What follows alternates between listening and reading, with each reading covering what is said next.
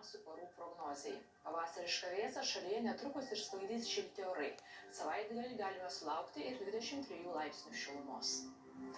Artimiausią naktį kai kur trumpi krituliai, vyraus nedidelis lietus, daug kur šalnos nuo 1 iki 6 laipsnių šalčio. Kai kur oro temperatūra bus nuo 0 iki 3 laipsnių šilumos.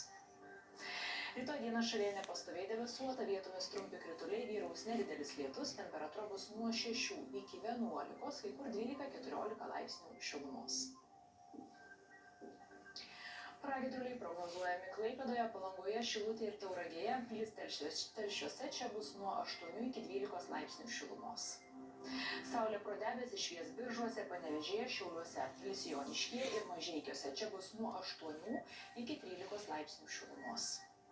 Be lietaus orai Kaune, Varėnoje, Druskininkuose, Marijampolėje ir Alytuje. Čia šils nuo 8 iki 9 laipsnių šilumos.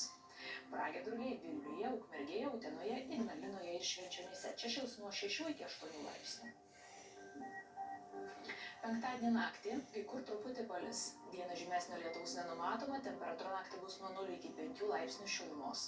Ore vietomis dirvos paviršiuje daug kur šalnos nuo 1 iki 6 laipsnių šalčio. Dieną šilčiau 13-18, pajūryje 10-12 laipsnių šilumos. Šeštadienį lietaus nenumatoma, temperatūra naktį bus nuo 2 iki 7 laipsnių šilumos. Dirvos paviršiuje vietomis šalnos nuo 0 iki 3 laipsnių šalčio. Dieną bus 17-22, prie jūros 13-15 laipsnių šilumos.